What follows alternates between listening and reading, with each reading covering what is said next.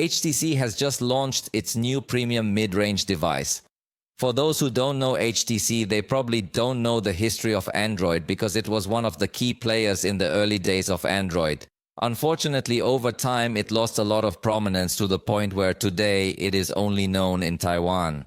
Well, I'm actually just exaggerating a bit, but it was in Taiwan where this new model was launched because it's indeed HTC's homeland. We're talking about the HTC U Pro. Let me tell you its specifications. It comes with a 6.8-inch OLED display with full HD resolution and of course a refresh rate of Hz. Interestingly, it includes a notification LED on the front, which is a feature that almost no one uses nowadays. For photography, we will find 50 megapixels in the front camera and 50 megapixels in the rear camera with optical stabilization.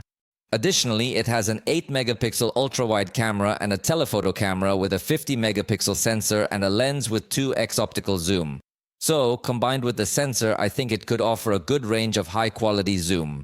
It features 4K video recording and Snapdragon 7 Gen 3 processor, with versions 256 or 512 GB of UFS 3.1 storage. The battery is approximately 4,600 mAh with support for 60-watt charging, but interestingly it also supports 15-watt wireless charging and 5-watt reverse wireless charging, which are features and characteristics we usually only see in the highest-end devices across all ranges. It comes with Android 14 and it also has a headphone jack. It includes support for Wi-Fi 6E networks, Bluetooth 5.3, and has an in-display fingerprint reader. It weighs 198.7 g and has a thickness of 8.98 mm.